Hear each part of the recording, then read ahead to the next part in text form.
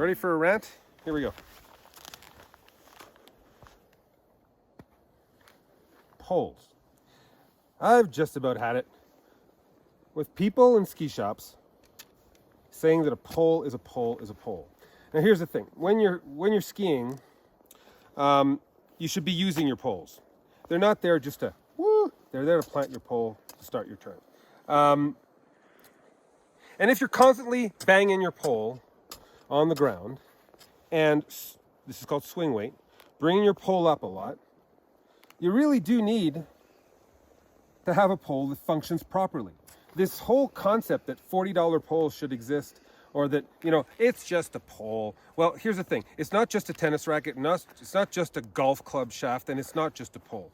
Your straps mean something. The way you put a strap on a ski pole is like this, and you open your hands, and then you hold like this. This is how you hold a pole to begin with. Not all ski poles have proper ski straps.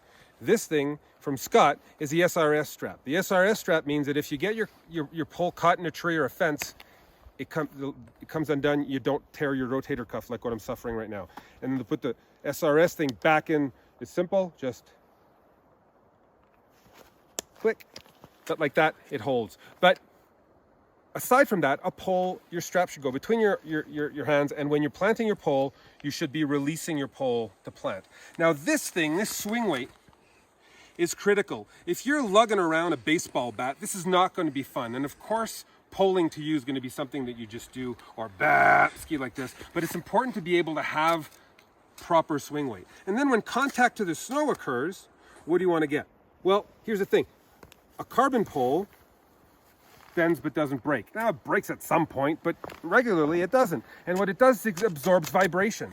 Absorbing vibration in a ski pole is critical. Would you want to play with an aluminum tennis racket anymore? You wouldn't. A graphite pole, graphite golf club shaft, graphite tennis racket, they're all in the same category. Yes, they cost a couple of dollars more. But when your little sister leans against your pole, it comes back. It doesn't break. Right? So this thing here is not a bad thing. And the impact on your joints as you get older, like me, is kind of cool because you're not dealing with so much impact. And when you plant your pole wrong, you don't boom and hurt your wrist. The most common ski injury is not knees, it's wrists. And graphite poles, carbon poles, composite poles, anything that's not aluminum is good for that. So stop thinking that pole's just a pole.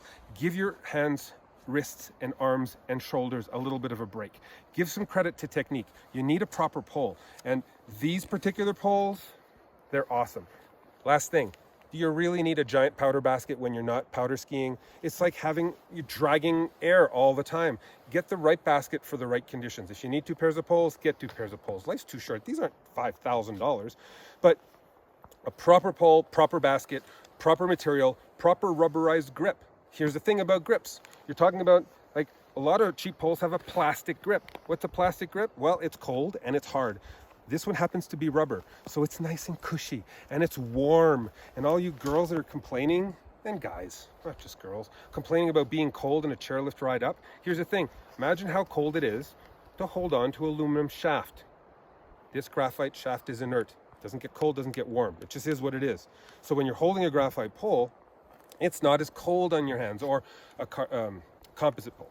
The other thing is, take an aluminum pole and you go, I don't hold my poles, I put them between my legs. Really, where do you put them? You put an aluminum pole down there, it's going to be cold, trust me. Composites or graphite isn't cold in your crotch. So there you go. Get a proper pole. Stop being a numbnut. Come on, let's do this.